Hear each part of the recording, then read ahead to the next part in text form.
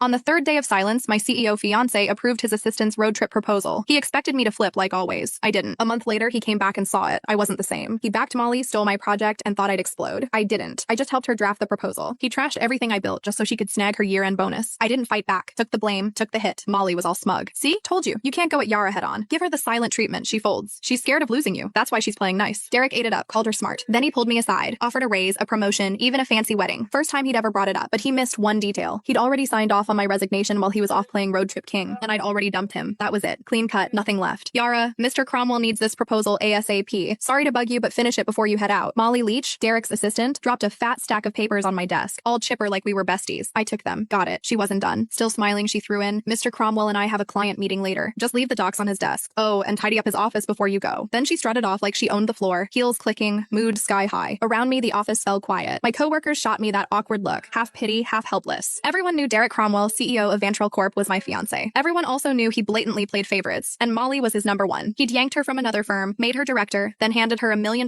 project I'd busted 2 months bringing in and prepping. When I pushed back, he called a team vote thinking everyone would back him. Wrong. The whole team voted for me, except him. Molly got 1 vote, his. He lost it, accused me of stirring up cliques, didn't just take the project away, he demoted me in front of everyone and slashed the salaries of the people who'd backed me. Nobody dared speak up. Later, he apologized, said didn't want it to look like favoritism, claimed Molly might feel left out. I used to believe that crap. Now, it's a joke. Molly couldn't even keep up with our interns. Didn't want it to look like favoritism. Please. He was straight up playing favorites. Everyone saw it but him. I heard footsteps upstairs and looked up. Derek. He showed up at the stairwell, glanced my way, then walked out without saying a word, changed into some casual suit. Even from here, I caught that cedar cologne. He never used to wear cologne. That one? Molly's gift. Yeah, he knew exactly what he was doing. He'd been pulling this kind of stuff for years. It started after I found their goodnight texts. Couldn't stay quiet. I confronted him. Derek said I was being petty. Then, like it proved some point, he used it as an excuse to make it official and moved Molly to work directly under him. The more upset I got, the harder he leaned in, dragging her to every social event, serving her food, even wiping her mouth at company dinners. When we fought, he'd ice me out. When I apologized, he'd round up his buddies to lecture me like I was some jealous mess. For a while, I actually blamed myself. Thought maybe I wasn't generous enough. Thought maybe that's why we ended up here. But on day 3 of one of his silent treatments, when I was too sick to even sit up and he still packed his bags for a trip with Molly, I gave up. That's when it hit me. He wasn't trying to be noble. He just used my pettiness as a shield so he could keep doing what he wanted without feeling guilty. Even if I hadn't caught those late night chats, he would have just found another excuse to be with her. After their latest business trip, they were still grabbing dinner, drinks, playing tennis, same routine. But something between them had changed. I could feel it. Not that it mattered. 5 years together, and it was done. This whole mess had dragged on long enough. I was the last one in the office, finishing up the proposal. Checked my phone. Molly had been busy posting. Candlelit dinner at some fancy spot. 2 plates of steak. Derek, all polished and perfect, cutting hers for her. Caption: steak cut by the CEO himself. It has to taste better. The comments were full of heart emojis and fangirling. A few clueless people even asked when the wedding was. Derek replied with 3 dots. Molly followed up with a cheeky emoji. No clarification, just like always. But